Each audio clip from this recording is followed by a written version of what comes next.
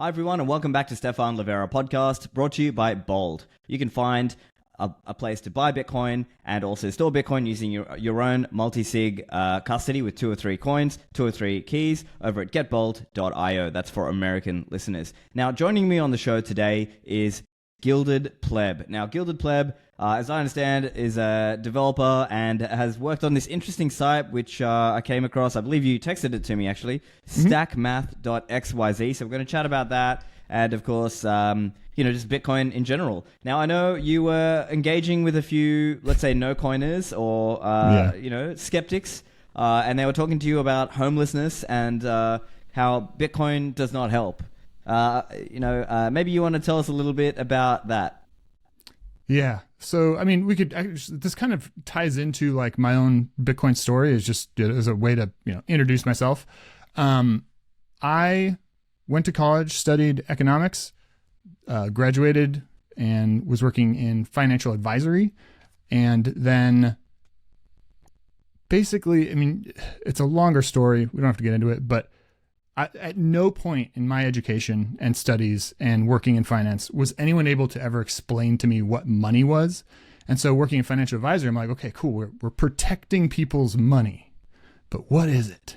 It's like we're adding value, but adding value to what, right?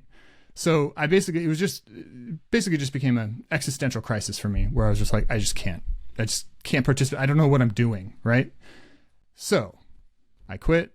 Worked in the music industry. Music industry is unbelievably worse. I'm in Los Angeles, and I had background in entertainment, a lot of friends, and all this other stuff, and it was way worse. And that led to I just quit my job, and I was like, I'm done with participating in this bullshit world, essentially. Which was like, okay, cool. I'm just gonna quit. Sell my car. Like, I don't care. It doesn't matter. Whatever. That led me to be on and off homeless for. It was first stint was 3 months. Second stint was like 15 months. It was, like homeless light, where I was crashing on couches and all this other stuff. And, but there were times where I was like, I don't have a place to sleep. I don't know where my next meal is coming from, like that kind of stuff. Now, basically, throughout this process, and it's a whole other long story, came across Bitcoin and was like, this is BS.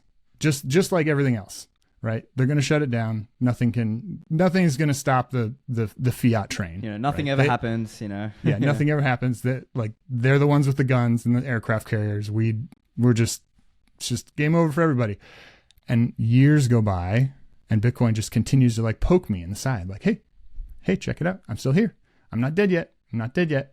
And at some point I was just like, okay, I got to figure it out. And then that's when everything was like, whoa, this is the real deal, right? This is the whole thing.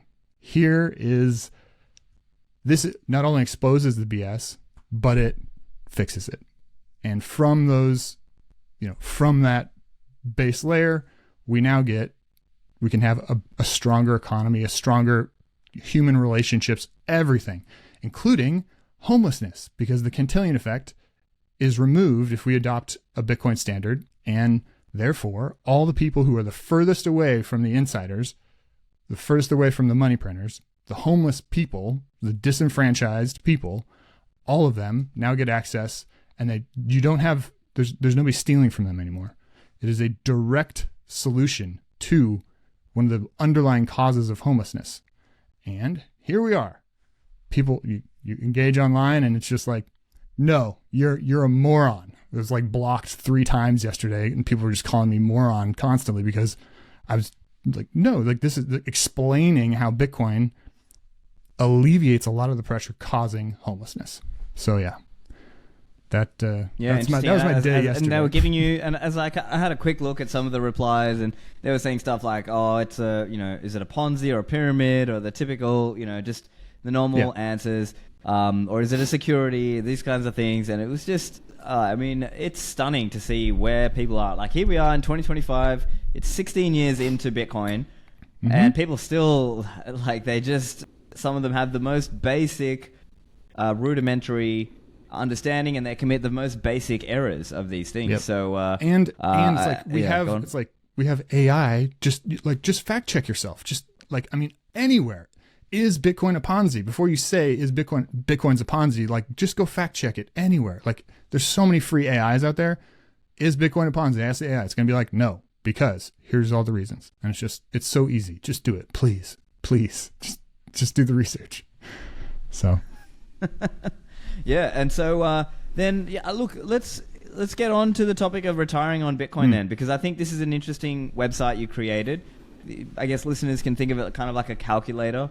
Indeed. And so maybe just give kind of the 1 minute overview, and then we'll sort of dive into, so first start with just what is it, and then we'll dive into it. So StackMath.xyz, you can check it out at home right now. It is a big picture. It's just a financial calculator, just like anything else. Unchained, put together a good one. There's like the there's probably a Bitcoin Fire calculator. There's a Kaggle calculator for Bitcoin. Like all this, they essentially do the same thing, right? They say if Bitcoin, if we project that Bitcoin has this trajectory, well, what does that mean for my, like, let's say my stack is 3 Bitcoin. How much or how long will that last me given this trajectory, right? And that's essentially, that's all it does. But most of the calculators out there, and I think Swan has a calculator that utilizes a Monte Carlo simulation for some of the stuff, but I'm not 100% on that. I'd have to go do more research on that. It could be the Nakamoto portfolio stuff. Yeah, the Nakamoto portfolio stuff has some Monte Carlo simulations. But basically, the reason you need a Monte Carlo for this kind of stuff is because if you look at any of the models, like all the models are useful, none of them, or no, all the models are broken, some of them are useful, right? If you look at all the models, they're all these essentially straight or linear or curved lines that are really pretty to look at, and mathematical formulas, right? But then you look at the historic Bitcoin price, and it's clear that that's not what happens in Bitcoin. Those lines give you ranges. And I was essentially looking at this, like the idea hit me when the stock to flow model came out, and everyone's like, oh my gosh, stock to flow, like this is it. We're going to expect these step functions. And I was looking at that and I'm like, these are exponential step functions. Every single time there's an exponential change in anything, the human mind just breaks. We just don't comprehend a jump from 10 to 100. We certainly don't comprehend a jump from 10 to 1,000, right? And the stock to flow model is basically saying, no, you can just totally jump that. It's easy. So I was like, okay, this doesn't make any sense, because if for instance, you have 3 Bitcoin and you're like, well, what's my retirement going to look like if Bitcoin is at 100,000 versus 1 million versus 10 million? It's like, no, these numbers don't make, it's like, and then, oh, what if it's not at 10 million? What if it's at 5 million to 15 million, right? It's still an order of magnitude different between your original. It's just like, you can't, all your financial, all your financial calculators are just irrelevant. You jump 1 order of magnitude and everything's irrelevant, because the order of magnitude, the range on the order of magnitude just blows everything out. Like you could be trading at the top of the range, at the bottom of the range, and like that just blows everything out of the water. So the way you account for that is with a Monte Carlo simulation, which is, hey, we're just going to plot a whole, like, thousands of different random walks that go through the trade through the range. And then, according to different strategies and according to different walk patterns, make assumptions about what we think the Bitcoin price will do in that range. And then from there, you can start to get probabilities of the price in the range, as opposed to just a flat line where you don't get the nuance of how... We can think of it like, instead of just having a single estimate, you're running thousands of estimates and then looking at, okay, what are the probabilities that I have enough versus... just sort of thinking it's this one single thing. And right. I do like that you've got the power law on there as well, because I find that interesting model. I know maybe some people don't like it, but I think it's interesting as a kind of a, in the back of your mind, as like a benchmark or a baseline, just to sort of get a rough, okay, am I over bullish or am I over bearish on where we are? And I actually find that kind of more convincing nowadays. So that's kind of why I'm sort of following what some of the power law analysts are saying more nowadays. So I actually find that useful. And even on your side, you've got the power law thing there. So it kind of gives you a good, I think, a realistic, idea of what it might look like. But yeah, go on. So do you want to tell us a little bit about, I guess, the why? Why did you make this? Was it because of you saw the problem with the other calculators that they didn't do this Monte Carlo thing? Was that the main thing, or was there something else? Well, it was that range problem. And now, I mean, there's a whole other problems with like, okay, well, how do you define the range? And like, where does the Bitcoin go through the range and all this other stuff? But I basically came to all these calculators, and none of them did that. They just said, here's the expectation. And you're like, cool, I'm going to be able to retire at exactly this day in 40 years. And it's like that. There's no possible way you can do that with any kind of accuracy. Like maybe you could throw some probabilities at that, which this website attempts to do. But even with the probabilities, it's still going to be problematic, of course. Now, the why I did it was because one, it's just a better model. It's a better way to model these things when you're looking at future events. And anybody who's traded options, anybody who's done with any like financial forecasting, it's like, no, you're like your career's dead if you're choosing the time and the price at like it's going to be on this date, it's going to be this price. Like you're dead because nobody can do that. It's an impossible thing. You could say there's a 50% chance it'll be at this price at that date, or above this price or below that price. And like, that's a way more reasonable perspective because it gives you margin of error. And then with the probabilities, you can financial plan better, right? Like you can say, okay, cool. Mm-hmm. If there's a 50% chance of this happening, that means I need to hedge proportionally for the thing to not happen, right? It gives you the right perspective on things. Doesn't get you locked into a particular outcome. Interesting. So, yeah. And I guess the other thing that I find interesting is that you can play around on this calculator. So like you can pick what model. So if you want to do power law, or if you want to do, I think you got stock to flow and rainbow chart and a few different ones in there. The OG but anyway, rainbow the point chart is really that you go in there, you can pick it, and you can put in, like, as an example, a hypothetical stack size, and say retiring at XYZ date, and then you've got the inflation number. So I presume that's kind of the user there is guessing what do they believe fiat inflation will be, right? And correct, I guess the default here you've got is 8. Yeah, 8, which is like according to all the legacy models, right? It's extremely aggressive. But I actually think that's good. I'll tell you why. I know, right? Oh, well, go on. Actually, let's hear from you first. Well, it makes more sense to me that you plan for something like 8 and potentially up to 12, because if you look at M0, the money supply, like that's essentially the numbers that goes around in targets. You look at global money supply, and it's the same thing. You look at national or global, and it's always the money supply is somewhere around, especially in a fiat world, it's somewhere around 8 to 12%. Consequently, the expectation is that inflation, though inflation, clusters and is not evenly distributed and hard to measure, you would expect that it kind of normalizes around that amount. So that's why I go for 8 to 12%. You probably have a stronger opinion. I totally agree with you, because I'm thinking of Matthew Mashinsky's work over at Porkopolis. Exactly, yeah. And he does this quarterly monetary update, and if you look at his stats, right, it is in that range, like you said, 8 to it's kind of like if you look at USD monetary base rate. So monetary we're not talking M2 or M3, right? There are different monetary metrics. Monetary base is like central bank money. And and then you kind of add other things onto it to get M2 and M3 and all these different metrics. I think M3 is not used that much nowadays, or at least not disclosed. It's kind of hard to figure out what some of these numbers are. But basically, the way Matthew has calculated it, it looks like if you go back to I think 1969, from then to today, the annualized rate is something like 9 or 10% per year.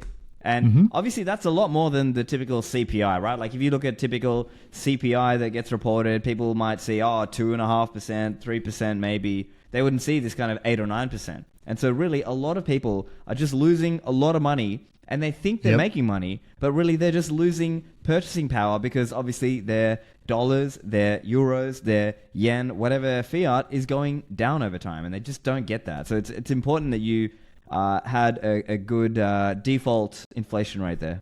Yeah, and there's also something to be said about how badly people don't get it. When you take the SPX or SPY, the futures for the stock market, the S&P 500. If you take those futures and you divide them by M1 over and you normalize it for the last 60 years, you've literally lost 7% of your value. There was no gain in the economy when it's denominated in M0. It's completely ridiculous. It makes no sense. Now, there's also something to be said, in terms of financial models and planning around like, okay, cool, we're going to set the inflation rate at 8. Well, it's not 8 all the time.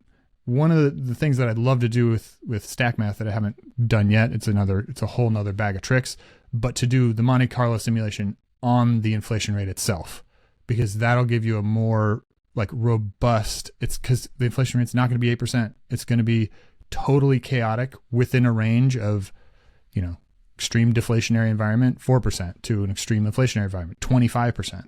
And you just don't know when or if that's going to happen over the next 25 years. And so just planning it at 8, and every financial calculator kind of does this. When you just plant it at 8, it's just, well, we're just going to take a bet here and see what happens. But really, gotcha. And I think this reminds me, in the financial planning world, they talk about sequence of returns risk. So this is kind of like sequence of inflation risk, exactly. Right? Because if you had, let's say you start your retirement and there's a very high inflation period in that year or in those few years, that could really matter to you in terms of how much you're able to withdraw and actually spend down, right? Yep, exactly. So gotcha. So yeah, really interesting. So I guess kind of zooming out a little bit before we sort of get into the kind of some of the more nuts and bolts areas of it.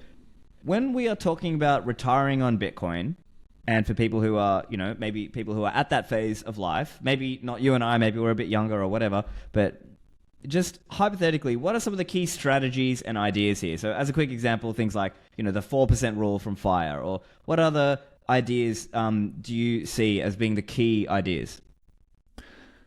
Man, the key ideas, I think the best way to go is to find a financial advisor and just have a conversation with a financial advisor, because your situation is going to be different and you're going to be in a life stage that really has like its own peculiar inputs and outputs. Your income over, your lifetime is going to change. At some point you want to retire, in which case, well, your employment income just drops off, goes to zero. How do you account for that? When is that going to be? How do you work through all the difficulties there? And then you're like, well, how much money are we going to be consuming at the different stages of retirement? How much money are you going to be consuming at the different stages of your life? Do you have kids? Do you have how many kids? Those are going to radically affect your spending proclivities and everything else. So the thing you need to do is probably talk to a financial advisor. Now, that said, I've worked as a financial advisor a long time ago, so I'm very, very rusty. There are some good rules of thumb. One of them is the 4% rule that you mentioned. Now, the 4% rule is actually it was put together via a study in the 1990s, late 1990s, predicated on your modern portfolio theory and how it interacts with a retirement drawdown. And modern portfolio theory, meaning your standard 60-40 distribution, and then as in 60% stocks or 60% bonds, 40% stocks, and you change it as you work through your career. But the way that they got to the 4% rule was via a Monte Carlo simulation, running all these portfolios, thousands and thousands of different portfolios over different assumptions and over different timeframes and all this other stuff. And then they came to the 4% rule, being like, okay, cool. If assuming inflation is this and assuming your retirement is 30 years, you should be able to expect 4%, or you should be able to expect that you won't need to, or that if you draw down more than 4% per year, you will run out of money with a 95% certainty, or I forget what the exact numbers are. if you draw down at 4%, you have a 95% certainty that you will not run out of money after 30 years. But if you draw down 5%, you'll have a higher percent certainty of running out of money, right? And if you draw down less, you have a higher percent of certainty of not running out of money, etc. Now, all of that's just predicated on a Monte Carlo simulation for a specific like set of inputs. Now, and then they generalized it for a modern consumption so you can have a heuristic, right? So that we can talk about a 4% fire rule because it's easy to comprehend. Oh, if I have $1 million, I can't spend more than $40,000 per year in retirement, and that'll get me through all my retirement. However, this was also in the late 90s, and Monte Carlo simulations were extremely expensive to run and to use. And now we can just make our own Monte Carlo simulations and put them on a website, and now you can figure out whatever your like percentage return is yourself. And that's what StackMath essentially does.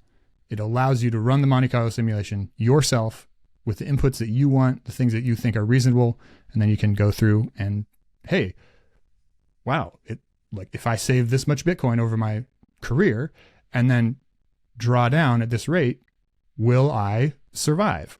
Like, will my stack survive or will it not survive?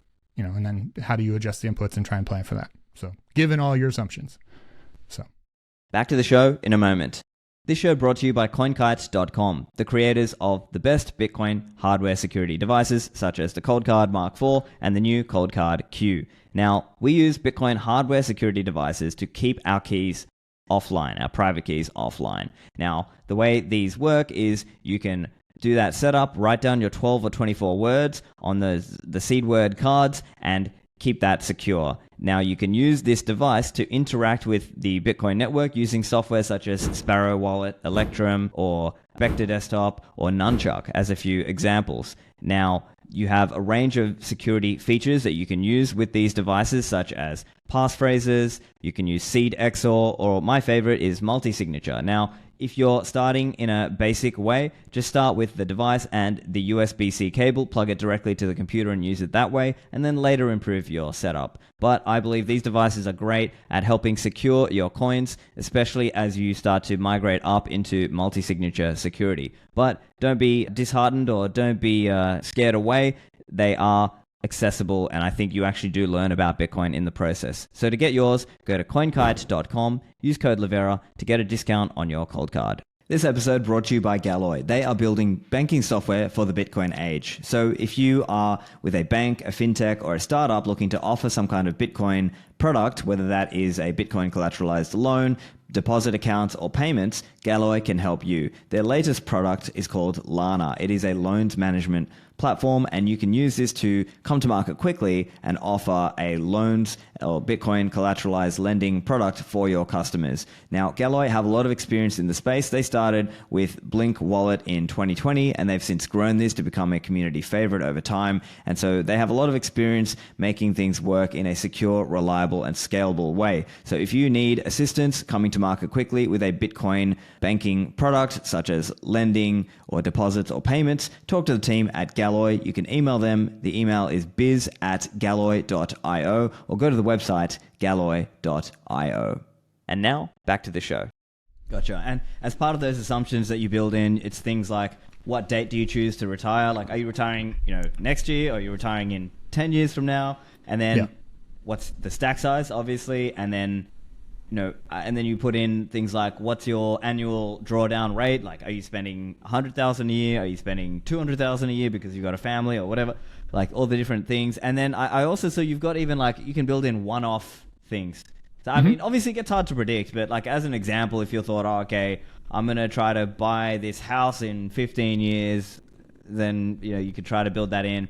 But I guess, genuinely, a lot of this stuff is difficult to think about because we don't know just how bad fiat inflation is going to get, right? So it's just kind of like, you are kind of playing a bit of a guessing game. But I guess the idea is you put in the numbers as of what you think they are today, and you build in that, let's say, 8% inflation rate, and then you just have to sort of, take that estimate. Yeah. Yep. So one other question around the models. Do you have a thought on which model that should apply? Like, I know, for example, there's like I think you've got the power law that builds in like some kind of boom and bust aspect of it. Can you talk to which model? Can you speak to model selection? Right. So there's actually two interesting things here. In my opinion, I think they're interesting. There's the model selection, which is essentially the range that you expect Bitcoin to trade within. So for the power law, they have published what they think the power law support is and what the power law like maximum is. And they say basically, there's a 99% chance that all Bitcoin trading will happen within this range. So that's the range, highs and lows. Now, how does Bitcoin traverse through that range? That's where you get into like the ergodicity of whether or not it's going to trade the whole range. Is it going to stay on the bottom of the range? Is the range not as wide as they think it is? Is the range smaller? So then that's when you talk about the walk itself. How does Bitcoin go through the range? Does it randomly just bounce off the top and bottom? Is it more like a bubble pattern where it spikes to the top and is there for like a second and then crashes back down, which is more consistent with the Bitcoin historic price? Or is it something where it's like, well, we're just, the best assumption here is just, we don't know. We just kind of suspect that it'll be around these things. And so we'll like put a clamp on the max and the min. So Bitcoin just kind of bounces around at random within that range. So again, two things here, the model itself, and then the walk inside the model. Me personally, I tend to agree with you. I think the power law makes the most sense. I think somebody posted about it the last couple of months where they basically said the idea that nation states are going to adopt Bitcoin and it's going to be like, it's like all over. It's like, no. That's built into the power law. Like the next more pocketed buyer that can elevate the Bitcoin price to maintain the power law shape would be nation states, large corporations, right? And that's, we're starting to see that come to play. Now, the price doesn't reflect that yet, but hey, the price is just, who knows?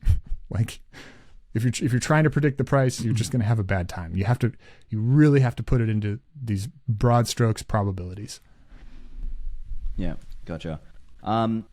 Okay. And then in terms of comparing, I guess there are other ideas that some people have about this, right? So the kind of, and I think it actually makes a lot of sense, this simple kind of quote unquote fire style, just pick a number, whether it's 4% of your stack or whatever, a certain fiat number, but with this inflation adjustment as you build in with the 8% as an example. Users, you can change that yourself. You can modify it on the site.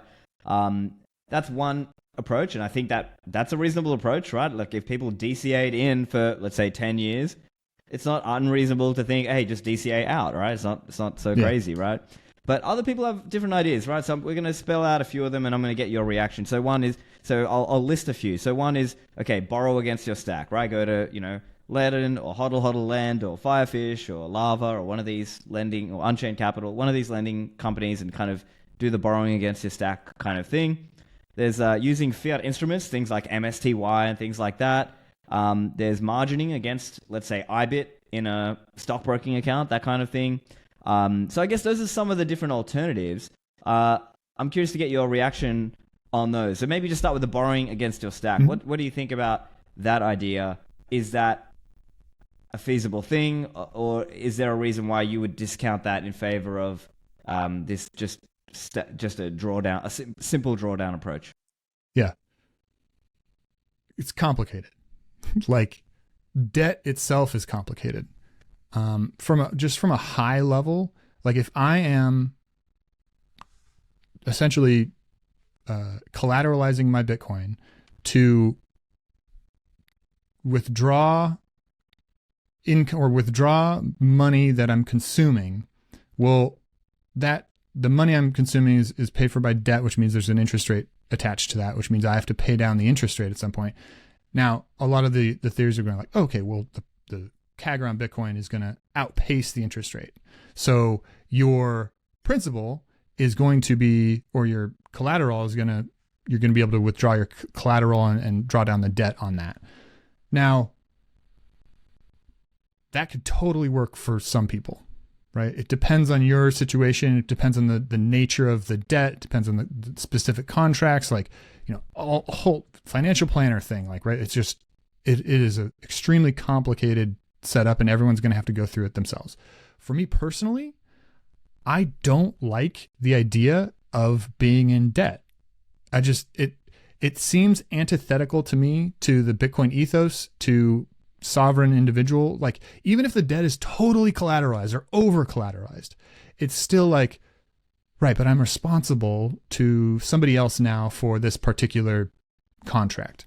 And it's like, okay, like, that means there are restrictions on my life and my time, and there are new risks on my life and my time. Like, one of the incredible things about Bitcoin is that you can just store it in your head and cross a border. Now, what are the odds that my country, America, just goes totally fascist? Probably not zero, but probably not high either. So then, you look at the totality of the situation, and you're like, okay, well, you have to start placing the probabilities on these risks and plan appropriately. Does it make sense that I want my Bitcoin stack as collateral, where I don't have the private keys necessary to walk across the border with that? Like, now I'm kind of stuck in this fiat paradigm, right? Where somebody else owns a bit of my life. And that just seems so antithetical to Bitcoin.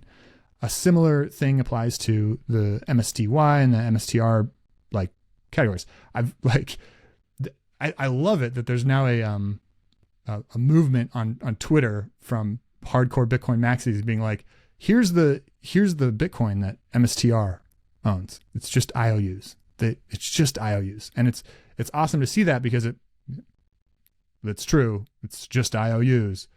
Now, hopefully MicroStrategy is implementing stuff where they start to custody their own Bitcoin. I think they are. And that's exactly what they should do. But again, if you're just buying MSTR stock, well, you just have an IOU, like they owe you the stock, and it's just sitting on some exchange somewhere. And we're kind of just playing the same fiat games of who owns what and what are the contracts. And like, maybe some of that's like, civilization building and adding value. But man, there's a whole bunch of structure there that is largely obsoleted by just the fundamental reality of Bitcoin itself. And when you turn into the fundamental reality of Bitcoin itself, a lot of that you're like, something doesn't rub me the right way. It's not to say that it's all scammy, but it is to say that there's something about it that's just not fully there yet. Like, somebody somewhere hasn't internalized what Bitcoin gives us and what it does. Like, what are the benefits here? Like a multi-sig contract in a Lightning channel, like, that's a real fundamental solution to some of the things we see here, right? Like, what are the real fundamental solution, like, for payments, right? What are the real fundamental solutions for these structures, these corporate structures that are actually Bitcoin native as opposed to fiat native? And like, maybe we're not there yet. Maybe we'll never get there. Yeah, I don't know. So let me explain where I kind of agree and disagree. Now, obviously, first and foremost, self-custody Bitcoin, right? Of course, get your cold card, get your multi-sig, verify it using your own node, all that. First and foremost, that should be what what we should, teach people to do. But I'm not opposed to people having, like, let's say, a smaller portion of their portfolio that they choose if they want a little bit more risk. If they want access to, let's say, some leverage that those public companies, the Bitcoin Treasury Companies and so on, that they can access this cheap leverage that we everyday plebs can't. And then I guess here's the other point. There is a lot of, like, just if we zoom out and think about what is the size of Bitcoin today, it's a little under 2 trillion. Depending on the estimates you look at of global wealth, it's anywhere from like 400 trillion to maybe 1,000 trillion, depending on which numbers or whatever. But if you add up, equities and bonds and physical, property and, the monetary aggregates and things like that, it's still really, really small. And there are entire pools, trillions, tens of trillions of dollars of capital that can't directly buy Bitcoin. So for them, they're going to come into some of these Bitcoin Treasury Companies and ETFs and things like this.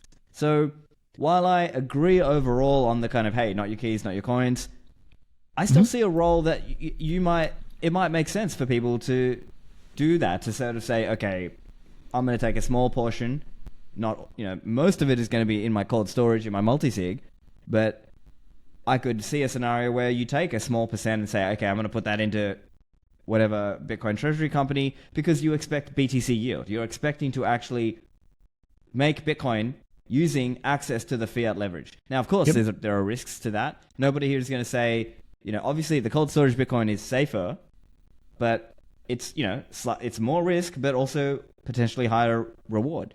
So I think this might be one of the times. Now, I understand, obviously, people might be thinking of like, okay, Celsius and BlockFi and all this stuff, but I think these are in a different category. I think it is a different thing when you are able to access fiat leverage to get more Bitcoin.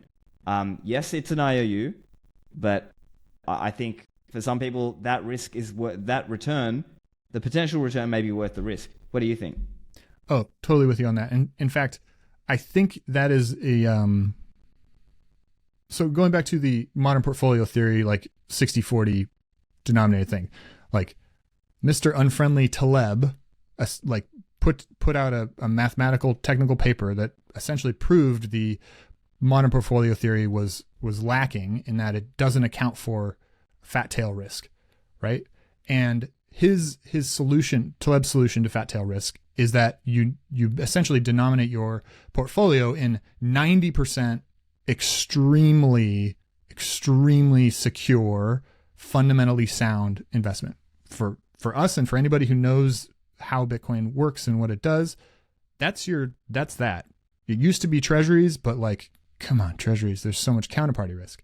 So you denominate 90% in Bitcoin, and then this is a barbell strategy, by the way, that's the name of it. And then the 10% is allocated as you describe. High risk, but fundamentally sound things. And that could be, cool, I'm going to put 10% in MSTY, or I'm going to diversify that 10% across MSTY, MSTR, and other debt instruments or other kind of instruments.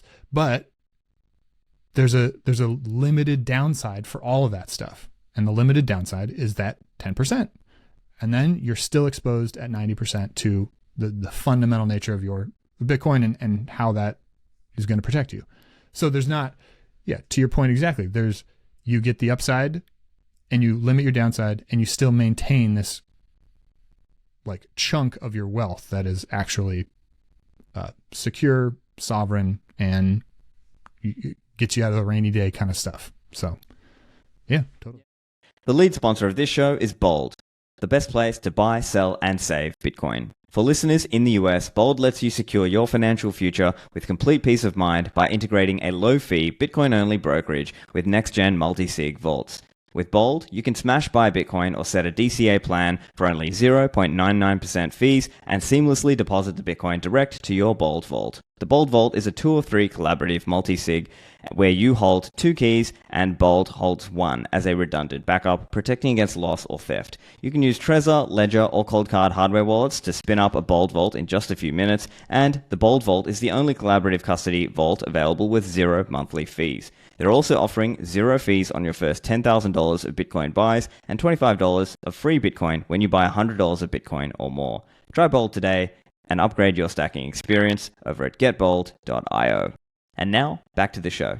Yeah, so I think this is probably, this might be how things kind of go. Now, I think we are still early in this kind of Bitcoin Treasury Company era. I think we're going to see more. Now, as I'm sure you just saw, there's been this news today that basically Cantor Fitzgerald and SoftBank and Tether and Bitfinex are kind of joining forces to create this new entity called 21, and Jack Malice is going to be the CEO, and basically they're coming out the gate with like 42,000 Bitcoin. So, I mean, this whole Bitcoin Treasury Company thing, like, I think it's got legs. I think it's going to happen. Like, I think it's not something that I don't see it as like it's a bad thing. I think it's just people want access to the fiat printer, and it's kind of like Pierre Rochard speculative attack kind of idea. Like they are using the fiat system to get leverage to get more Bitcoin.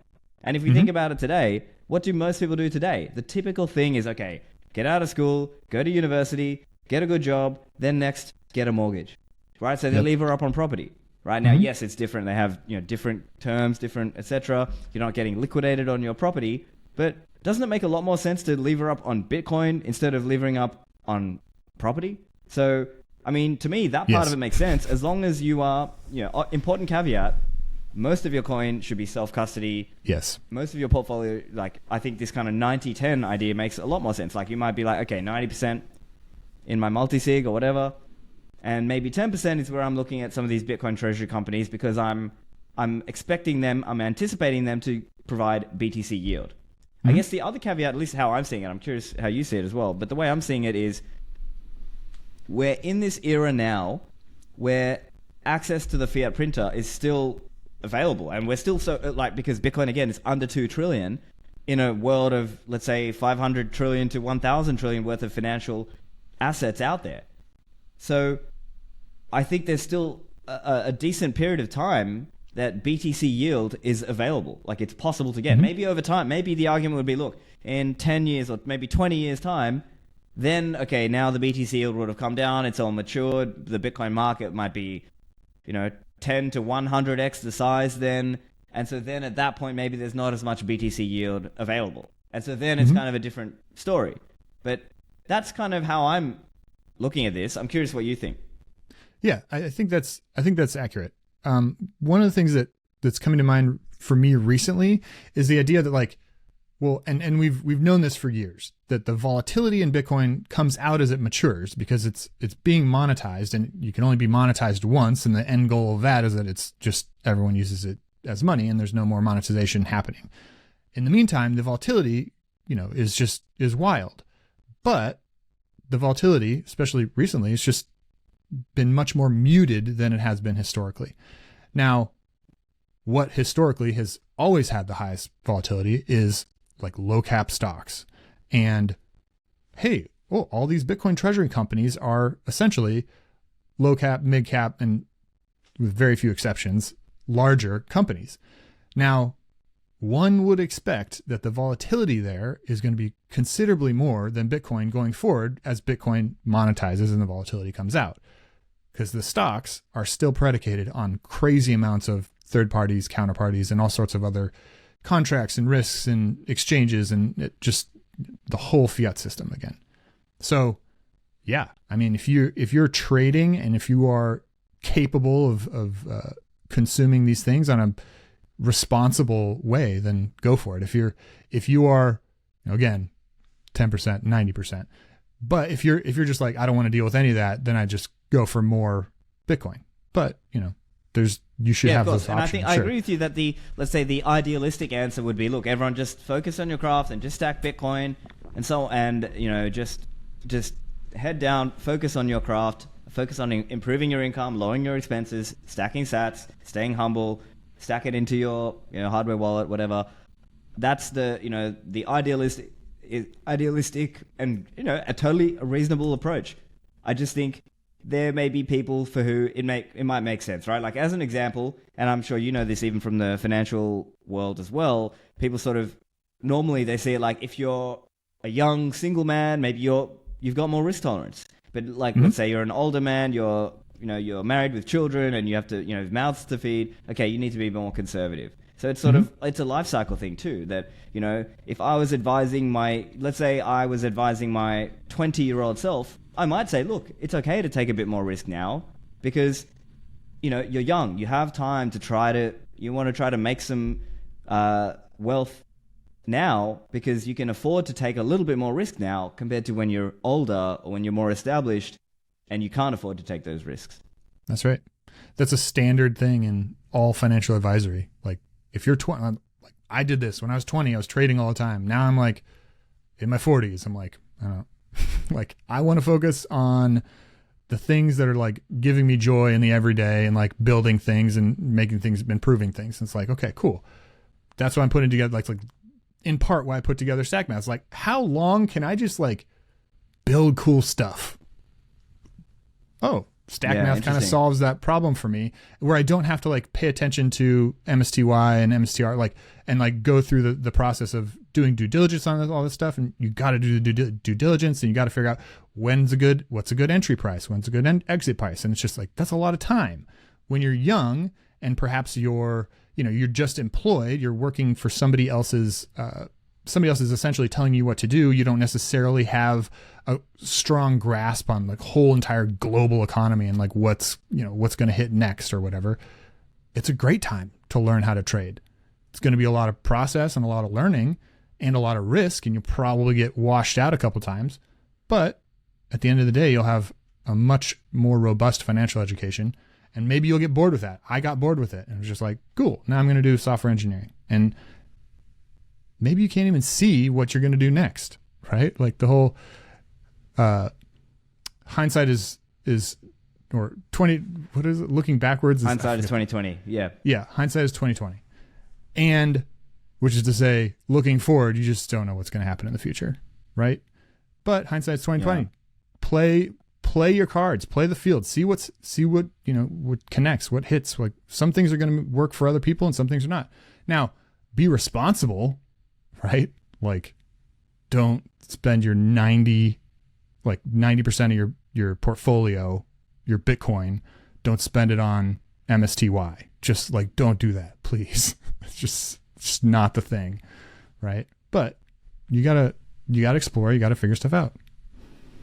Yeah. Interesting. And so then I guess while we're on that topic of Bitcoin Treasury companies and things like this, would they ever fit into this kind of StackMath analysis? Like, would you ever look at having, like, let's say you wanted to do a 90-10, let's say 90% Bitcoin and 10% MSTR or something like this. Would that make sense in this kind of model also? So I immediately, like, as an engineer, I'm like, how would you model that in a model like this? That's tricky. Because with Bitcoin, as we're starting to see, like, okay, there's some trajectory, some patterns here, broad strokes, right? Power law kind of makes sense. With stocks, how do you model those in a Monte Carlo simulation? That is a lot of volatility. That is the CEO had car accident, no longer with us. Right. Right. And then how do you plan that? Yeah. The company's like, that just goes to zero, especially if he was a charismatic CEO, the whole company was on his shoulders kind of thing. Right. So how do you plan for that? Well, you essentially, so this tool doesn't plan for that. To be clear, this tool is strictly for Bitcoin and Bitcoin drawdown. Now, you to plan for that, you would have to, put together a different Monte Carlo simulation that essentially says, cool, I'm going to have this much invested in stocks. And actually, like a lot of trading platforms will have, or you can get software that has Monte Carlo simulations. Like, hey, here's my trading portfolio. Like, I expect to win 40% of my trades, and lose 60% of my trades, but my average loss is whatever, $10 versus my average win, which is $100. And so you do the probability, and your average trade therefore has, I don't know, whatever that's going to be, a 40% win or something, right? So you can do a similar thing with stocks where you just say, here are my assumptions. I assume that it's going to be really low risk that the CEO gets in a car accident. Not zero, but really low. And then you can kind of build volatility on that. You can look at the fundamentals of the company, their income, the revenue, like their expenses, like what their team looks like all sorts of other stuff, do fundamental research on stuff. And you can also put together some variables and assumptions from that. And then you can plot those. It's like, okay, cool. If we're plotting all of the probabilities for all these companies, well, then you can start to do a Monte Carlo simulation for a portfolio that operates in a similar way. But that's going to be way more random and way more like your cone, your forward-looking cone of probable outcomes is going to be just huge. And yeah, so I guess the short answer is it would just be really difficult to model that kind of thing together. Yeah. Bitcoin plus Bitcoin Treasury Company in this drawdown sort of visualization. So I guess, just bring you back. Tools out there that can do it. Yeah, for sure. In fact, it would take 6 months or whatever. I could probably build it into this, but it's just, maybe not more worth the time. while. Yeah, right. Because as I get, I presume this is like a side project for you, or it's not Correct, like your main thing, is it? It's a fully open source project. I built this for myself to solve the problem I mentioned. How long can I just build cool stuff for myself? And fully open source, FOSS. I've been told that the design could be improved. So if there's any designers out there that would love to contribute to a fully open source project, love to chat. I know there's the Bitcoin design group. Maybe you could get in touch with some of them. Maybe some of them would be interested to kind of be a part of this project. I think it's a cool project. But yeah, go on. Yeah. So this is a total side project for me. Mainly I'm starting a new podcast, and just my interests are kind of all over the place, and they've always been all over the place. And it's just kind of, what's the next thing? What's the next thing I got to check out? So, yeah. Okay, cool. Well, yeah, look, I guess, summary-wise, like, as we said, I mean, there are different ways people are talking about retiring in Bitcoin and things like this. I mean, for me personally, I'm still working. It's not that I'm retiring, but I honestly think the simple drawdown percent is actually a pretty smart idea, if anything. I actually would be kind of against, let's say, the MSTY, which is I understand why some people might want to use that, but I just think, to me, it would make more sense to just have Bitcoin and maybe Bitcoin Treasury Company and just draw down some of that if I was actually retiring and just living off my stack, per se. But there are these different options people have, and everyone has to sort of do their own assessment. Like, what are they going to do? Are they going to borrow against their stack? Are they going to use some of these instruments? Are they going to try to margin on like a stockbroking platform? Or just a simple, just pick a percent, a safe percentage, whether it's 4% or 3% or whatever, and just say, hey, I'm just going to draw that down every year. I think it's a reasonable thing. But yeah, I like that it kind of gives you this kind of probability based on, let's say, power law or whatever model and the walk you select. It gives you this percentage, and it sort of shows you, okay, based on your projected spending, based on this inflation rate that you've estimated, you're going to have this much left over, and you might have this much Bitcoin, and that Bitcoin may be worth XYZ fiat in 2080 or whatever dollars. 200 trillion. I thought that was ridiculous. I mean, who knows, right? But I think it's a cool tool. Any closing thoughts for listeners out there? Check out stackmath.xyz, and also, just in terms of closing thoughts, Stephan, thank you for all the work you've done for Bitcoin. You are, I remember listening to you. I first heard about you on Noted years ago with Pierre. Oh, cool. And I listened to a handful of your early episodes and was like, oh, this guy gets it. So thank you again for the work you've done in Bitcoin. It's been tremendously important for the space, for the technology, for people's understanding about stuff. Just very nice. Thank you. Hey, man, thank you. I appreciate it. Well, listeners, check it out. I will link in the show notes, but as always, you can check it out. It's stackmath.xyz and Gilded Pleb on x.com. So, Gilded Pleb, thanks for joining me. Thank you.